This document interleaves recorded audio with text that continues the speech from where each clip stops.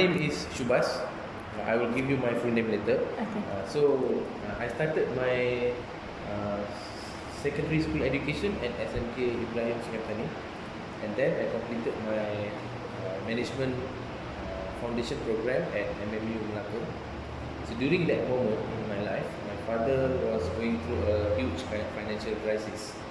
So therefore, I have to complete my management and couldn't continue degree in MMU.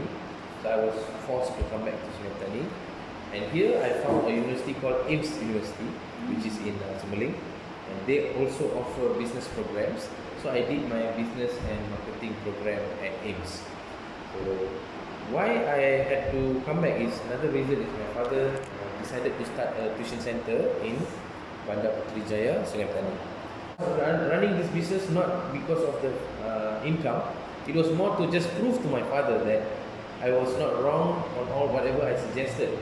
And at the same time, AIMS University offered me a job as an international officer who was supposed to head a division recruiting international students, doing their visa, doing their commits and everything. So I joined there first as an assistant, but within 1 week of my work experience in AIMS, the head of department resigned suddenly. So when he resigned, I was the second person in that office, and I was the only one who knew something. And the head just left. The university was clueless what to do. So I took it as an opportunity again because I was just paid 1,800 ringgit salary per month. It was a very basic fresh graduate salary. But I decided to take as a challenge because tuition center was more like a hobby because I love to teach since I was in Form 5. So teaching is something that I like to do. Just like some people like to play football, I like to teach. So I didn't find teaching in the night was a heavy job for me. But I wanted more challenge. That's why AIMS took it as a challenge because the department had no one. I have to save the department. And I was just a fresh graduate. I took it as a challenge because if things go wrong, I still have nothing to lose because I still have a backup income coming from tuition. So therefore, I took the challenge and within 2 years working in AIMS and managing the tuition, I managed to improve the department at AIMS from which had 24 international students at the beginning. In the second year, we had 350 international students from 16 different countries. So it was one of my biggest achievements there. And the department only had me at the beginning, but towards the second year, I had 4 staff working under me, helping me out. But my salary only increased to about 3,000 ringgit in that 2 years. But I know I'm performing a job as a head of department. But they couldn't promote me because I was just a degree holder. So the Vice Chancellor of the university convinced me to start my MBA at USM because he felt that USM MBA was very recognized and it's very challenging. So he told me to study only there, don't go to other universities. He told me to just try out my best to go into USM. So I managed to apply, and due to my good CGPA of degree, USM gave me a scholarship called My Brain. It was 10,000 ringgit sponsored by the government, and I just need to add around 5,000 in 3 years. So I felt it's a good program. It's not too heavy investment for me. So I started to study MBA while heading a department at AIMS, while also managing a business at Sungai Lalang. So dating plus studying plus working plus managing a business was one of the most toughest time in my life. And my father fell ill due to cancer, but after some time he passed away. So when he passed away, and that year was also my wedding year, so it was wedding plus MBA plus AIMS plus new business. It's very difficult for me, but only at that point I realized that I need to have money because my family is going to depend on me. I have 3 sisters and a single mother at that time. So until that day, I was just having a very comfortable life. I had a good car. I was just spending my money, traveling to many countries because I didn't have importance to save. But then on that day, I realized I need to start to save money. And therefore, I need to take over my father's tuition as well. And AIMS University was willing to give me extra job, which is to lecture. So I was lecturing international business program for degree students since I was almost completing my MBA. but my income was still the same. I was just earning close to, by that time, around 3,800 ringgit salary only. I used to earn more money by teaching tuition classes, more than 3,800, and it's not 8-hour job every day, you know. So I made a decision to resign from working in AIMS. I had no choice, but until today, I don't regret it because nobody could substitute me in AIMS. They still couldn't beat my record of the amount of students I took just in 2 years. So I'm still happy that they need me, and anytime if I want to join back, I'm sure they will accept me. It's just that it's me who is too engaged with my other businesses. Okay, so this is how it started. And then when I took over my father's business, I realized there's so much of work to do, and I need to start teaching more classes to earn income. But USM's MBA classes were all on weekdays. So therefore, I had to make a decision whether I want to continue my MBA or I want to earn more money for my family.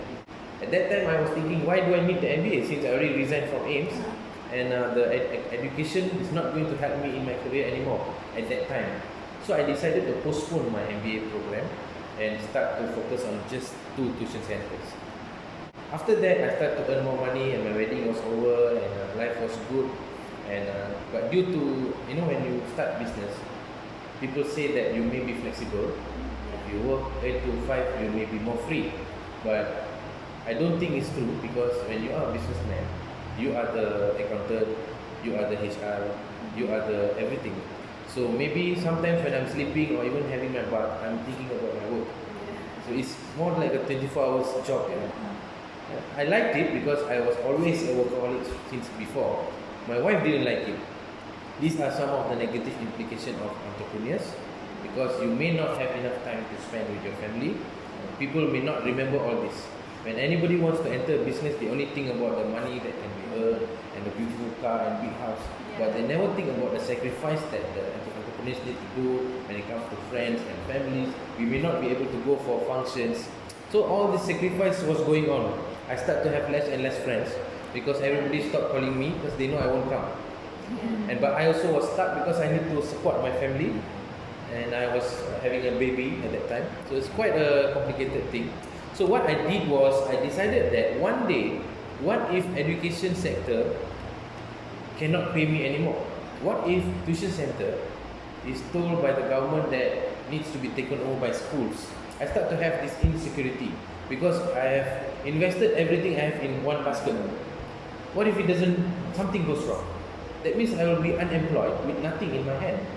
So I decided I need to diversify my business plan to another field. So then I decided, if I can do well in tuition, one of the main reasons is my education background, and also I have a passion to teach.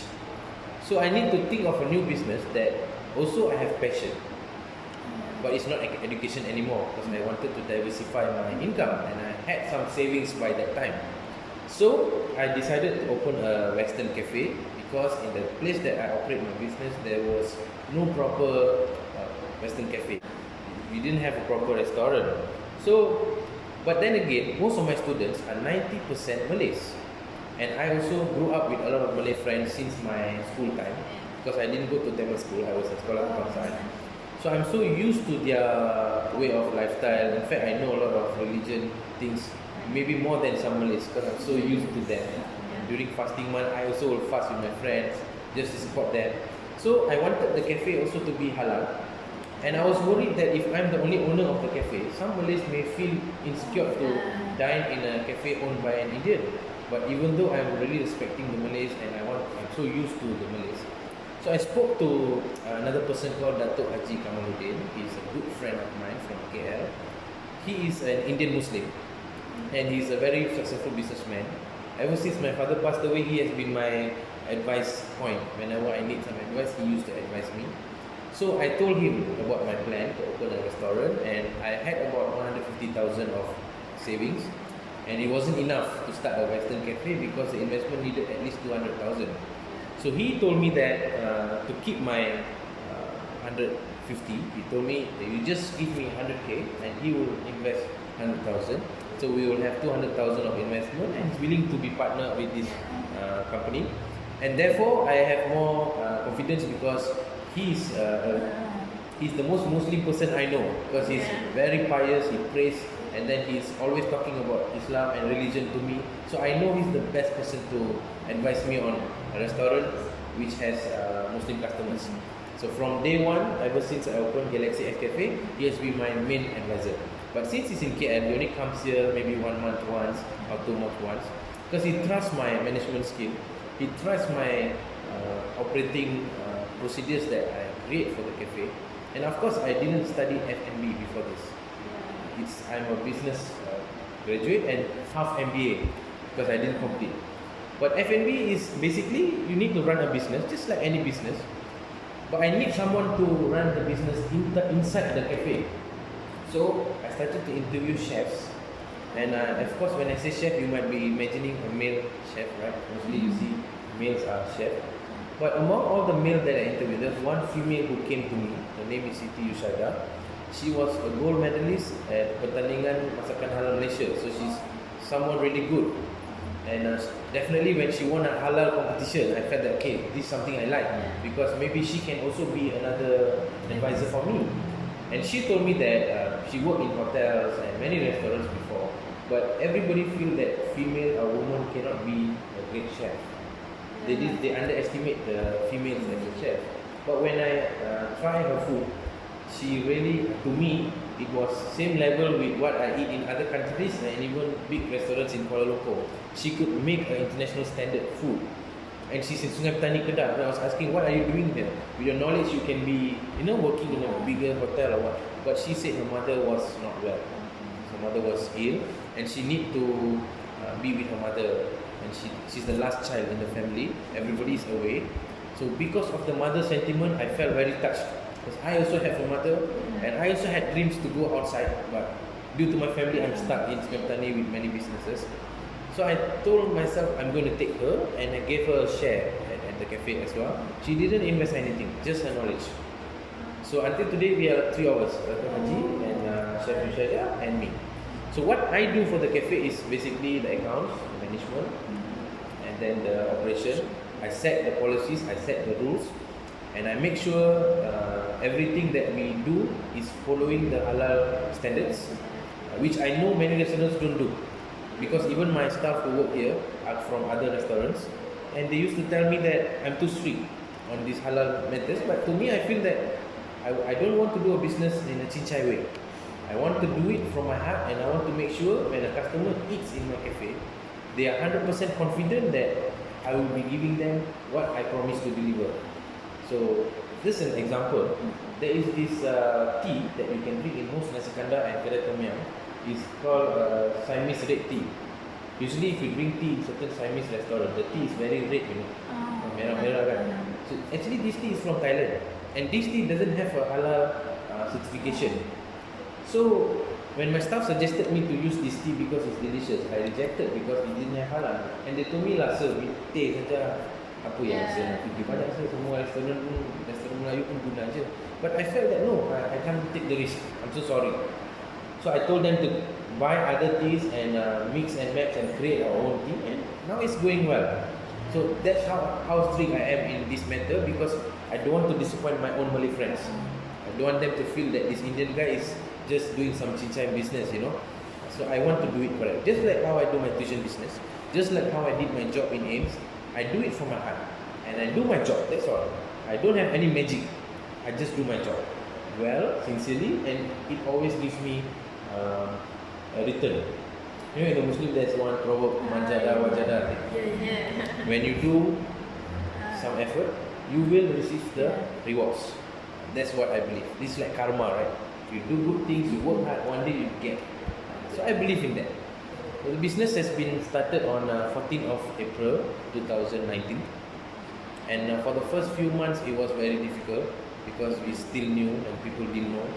So I was getting worried, and Dato' Haji has trusted me and invested the money. He didn't have an agreement with me. Just as a friendship, he trusts me. It's a big money that even I might not trust anyone and put my 100,000 on that person, but he trusted me, so I don't want to disappoint him. And during this COVID season, March, right? That was the time December, January and February is the time where the cafe started to break even. We only started to make enough money to survive after 8 months. That means until 8 months, we didn't have enough funds to manage. I have to take from my 200k extra reserve to pay salary and buy more things. The sales was not enough to pay everything. But from December, last year, this is already 1 year from that, from December, January, I didn't put in any money. So that was the first step. That's good, not bad. And then towards February, I start to see some profit. I was sharing with Haji, it's very good Haji, we did it. You know, before 1 year we managed to make some profit and then this pandemic came into picture. The moment pandemic came, everything collapsed, especially my main business, tuition center. So things are going well, under control. And cafe was making me busy, but as time passed by, I was also getting all under control. But COVID was really the most difficult part in my life because I was almost jobless. Tuition center has to close down. Cafe could only serve takeaway and deliveries, but I don't think we could survive because when it comes to delivery, right, every taman had people doing COD. So when people want to buy chicken chop, they will just see which is the cheapest chicken chop COD available. They will just buy as long as the chicken chop. Nobody will think I want to buy chicken chop from Galaxy X Cafe. So it was very difficult for me to survive. Most of my savings were finishing, and almost came to zero savings because I had no help from government. Because government helped us to pay subsidy upah under PSU program. We paid to our staff. Government pay me, I pay my staff. Then their salary is paid. What about me? I got no sales, I got no business, so it was a very challenging time. Then I remembered that when we study entrepreneurship in our degree, the definition of entrepreneurship is someone who's willing to take risks. I never thought that I won't have money in my life until this COVID came. Then I realized, okay, this is what we understand by the word risk. So I told myself, when I started this tuition, I started from zero. When I started working in AIMS, I also started with zero because my head resigned in 1 week. When I started cafe, I also started with zero because I don't know about F&B. So if I could survive all that, why not I survive here? If you realize that many cafe and tuition center has closed down in this whole country, every week, every month, at least 2 to 3 message I'm getting from my friends, I give up, I'm closing down. Even today, I saw someone from KL, a very well-known cafe, is closing down. They're selling all their kitchen items. So it's quite sad. But I told myself, if I can survive the pandemic, then I can be reborn as a more stronger businessman or entrepreneur. So I try my best to manage with whatever possibility that I have. So I started my COD business. I brought in some riders and I convinced my staff that if you go and deliver to people's house, I'll pay you. And I reduced my price of certain hot selling items and I started online class for tuition. So I kept thinking, what can I do to sustain in this business? So whatever that I did helped me to sustain with no profit, but at least I'm still living, none of my business is closed down and I'm still breathing. So that's basically my journey to where I'm sitting down here today. So I decided to try a new business strategy of buying over a business, but I want to start the business with a different company name. And I want that business to be a different model, different pricing, different strategy, completely something like a different owner. So I'm forcing myself to think like a two person, you know. One person is the person that I am now, and another person is someone with a different out-of-the-box style. So I'm like 2% now. Even our cafe price, if you compare with other major cafe, maybe when you eat the food, you feel ours is better. But when you look at the price, we are way cheaper. Because my style is to always give best service to those middle income and low income earners. Because I feel that they deserve more than what they have in their life. They should also try some international standard food, but maybe they never try because it's expensive out there. A chicken chop in a high class restaurant maybe can be 35 ringgit or 40 ringgit, but here it's just 13 ringgit and 50 cents. so they can eat and they can try. It's not like the tepi jalan chicken chop with oily and not really good quality chicken. You know, this is from ISO standard halal certificate chicken chop. You know, frozen chicken deliveries, so they can try. Even in cafe, my future plan, if I write some question about future, right? In 3 to 4 years from now, if this area is busy and I have to tell people to stop coming because we have no space left and I have to reject some customers, because today we are running on one of our best sales so far, even though it's pandemic.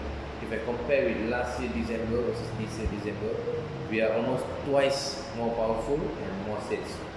Easy example would be last year December, our average sales per day is 600 to 800 only. But now our average sales per day is 1,500 and above. So it's almost times 2. So I know that many days we need to reject some customers even today. But that's not every day, right? It's just 1 or 2 days, maybe weekends or so the day when it comes when every day we are rejecting customers, I will open a new cafe with another name, with another uniform, but it's still me. Yeah.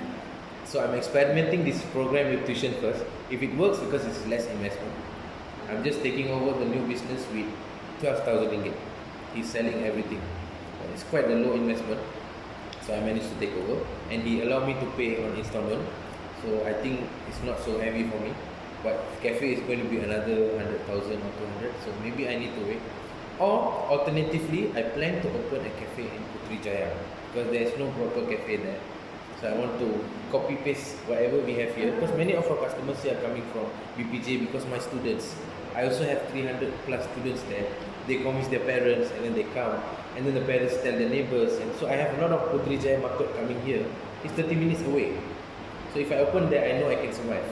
But it's a heavy investment. I'm so afraid to invest now. So I told myself, take 3 years. In 3 years, I will save enough funds, and on the 3rd year, I will decide whether to open a new branch in a different place, copy paste, same thing, nothing for me to do, just invest and start.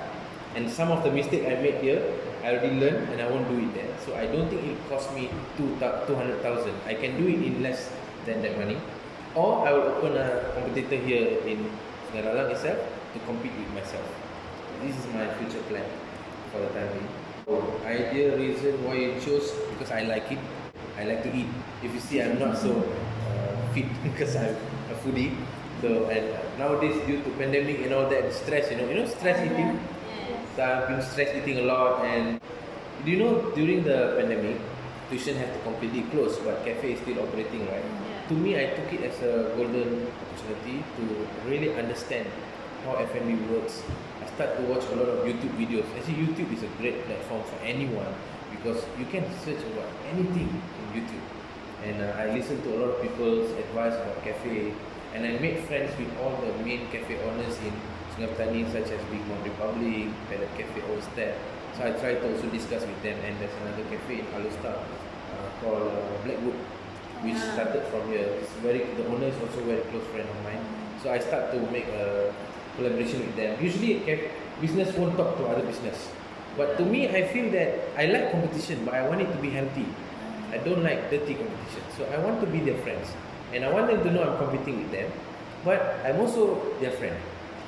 That's why a competitor willing to sell his business to me recently when I took over. He's my main competitor, but when I bought over his business and he's willing to sell to me, that means it's due to that friendship that we also had behind the competition. So that's why I start to make friends and learn more from them. So this pandemic time was like a self-learning moment. I read so much of articles in the net. I attended some course. Facebook, they sometimes have courses, A201 F&B and all, and it's quite cheap because they just charge like 30 ringgit or 40 ringgit. It's webinar because for them, a lot of people can join, but they are earning from one place, right? So I joined this, I learned from people. So that's why I chose this business, because I really like serving people. I like to see happy people. I like to make middle class people feel happy and feel appreciated, because I was from that background too. Restaurant is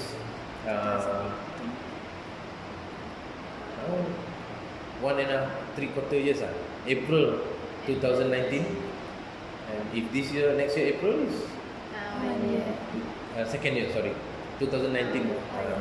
April 2020 is first year. So it's 2.75 years lah. Like that. Galaxy X Cafe is because I wanted to name a word that is easily remembered by everyone. And the word galaxy, I think from children to adults will understand the name. And galaxy is basically everything. The whole universe is the galaxy. So I can have any theme that I want. And I like things such as stars, lights, and all that. I felt that the wing was beautiful because angels have wings. And angels something very positive. And also wings means you can fly high.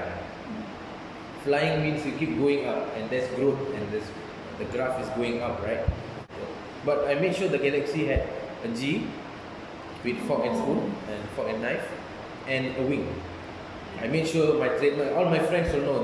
When they see the wing, they will know this is definitely my idea because I always like the wing. Because I like angels, I like people say malaikat and all these things. It's very positive and good things, and it's going up, it's flying and all that. So that's about the name.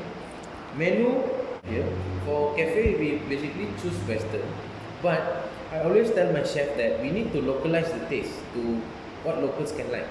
Because if I serve a really international dish without a local taste, people may not like it.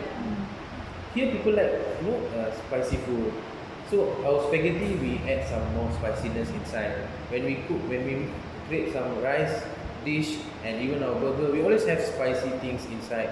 We localize as much as we can. So definitely I feel that our food here is Western with some Asian fusion. Okay, and then popular menus, obviously our lamb chop, chicken chop.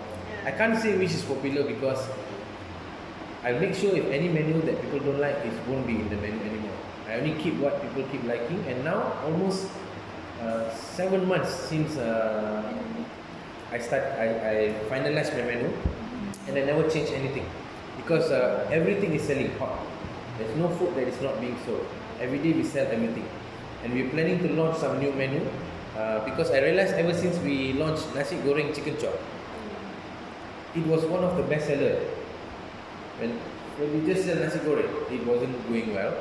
But together with chicken chop, people like. So we are going to launch nasi goreng lamb chop, nasi goreng salmon, and all this very soon. With nasi goreng grilled shrimp, nasi goreng prawns, kan. So we are in the progress of launching this. And how many workers?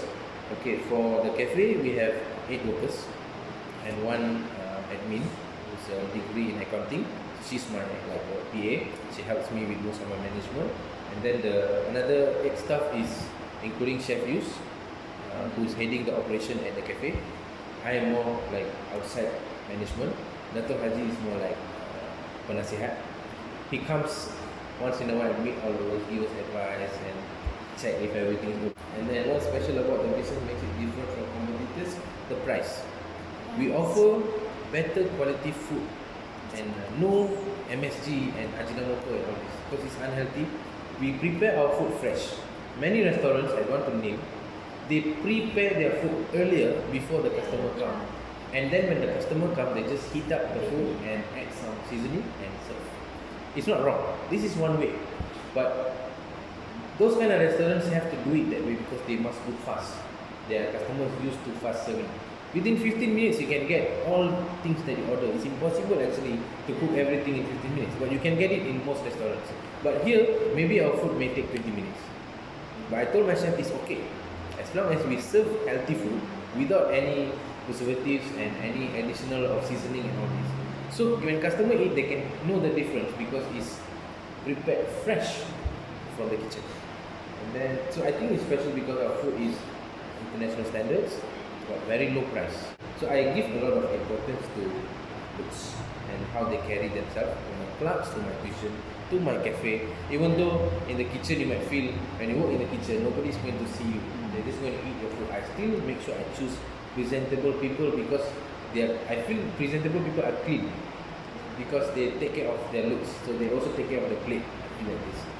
And then language mostly is Bahasa Melayu lah, because our target market are Malays, and we need to speak language that they understand. How are the workers hired? Okay, There is a website called My Future Jobs, created by Sopso recently. This is the best that I can tell now because I can get any stuff from there. Because social media is really controlling the world. If even my marketing efforts are really working in social media, and also my hiring, also I just go into local groups and put jawatan kosong, and I can get so many candidates very easily. So I never had difficulty to look for workers. Those are the platforms I use. Okay, training. Do you study about SOP, Standard Operating Procedure? I think now government is keep using SOP kan. Actually, SOP is a business term. So whenever you start a business, you should have SOP, which means that it's like a guide book of what you should do, how you should talk. So for tuition and cafe, I generated SOP because I used to do it in AIMS before. So SOP is like when a clerk, if I take a new clerk, I just give her a booklet of how she should work, including what kind of message she should send to parents, how to greet them, how to take fees, everything is there. So cafe also same. We have SOP for recipes, we have SOP for kitchen staff, we have SOP for front staff. So whenever we take a new staff, we first guide them with the SOP and they will follow the training exactly as how we teach them. Problems sure have lah, but for cafe, of course there are a lot of stuff that have been changing from time to time because mostly some of them are SPM leavers or some of them don't have proper discipline in life. So it's quite difficult, and I'm basically from a teaching background, so I always give chance to people because teachers should give chance to the students, right? But I only give maximum of 3 chances to anyone. If they don't perform after the 3rd chance, then I'll ask them to leave. And to be honest, I never scolded anyone because even my students I don't scold. I treat adults like adults, but I try to use a lot of motivation and advice. And once they can't perform, I will nicely say sorry, I have to terminate. So I have so far terminated 2 staff in my life. I still keep count because 2 is for me is very heavy. Because I don't want to terminate anyone, I want to improve them. But because that's the job of a teacher to improve a person from weak to good, right? But sometimes I really can't. For F&B, for tuition I can because I'm not working physically in the cafe to train them, and I choose not to work there because I'm not a Muslim. And I don't want people to feel uncomfortable, even though I'm following the rules, but I still feel my customers should feel confident 100%, not 99%. So I don't work there. So therefore I'm not training. But my chef is very strict. She's an Iron Woman, if you ask me. She knows everything from food to vendors because she has that much of experience. She was just misused in a previous company. They use her knowledge, they learn from her, they develop their company, they terminate her. I appreciate you if you do your job well. Definitely I appreciate you. So her salary is quite highly paid compared to other chefs in other cafes in Sungai Petani. We are still a baby cafe, but we pay very high salary to our chef because she deserves it. And then they don't use English because my customers don't speak English. And if the customers use English, of course my staff can respond in English. But not everyone are fluent in English at cafe. Some are, and I also make sure I have some staff who are Malays but can speak Chinese. Just because if they are Chinese, somebody speak Chinese. So learning an extra language is very good for us to improve. For cafe, we are working on our own website where people can order like Food Panda straight from our system in progress. And then I think in the future I want to expand the cafe to upstairs, and I want to, it's a wild idea, so I want to do a concept upstairs called the dining in the galaxy. So the black light will be there to show the stars and the planets. So our downstairs cafe is more to celebration of birthdays, anniversaries, a lot of, you can see every day so people are celebrating birthdays, we give them free decos. So it's family kind of thing. People take pictures, videos. But upstairs, I don't want them to take picture and video, not celebrating birthday. I just want them to sit down and experience a different kind of dining experience, a little bit dark and more like a, you know, this museum. Sometimes you go to Penang, got art museum, glow in the dark museum kan, something like this. But it's a dining place. It's a big plan that I always have, but I'm just waiting for the right moment.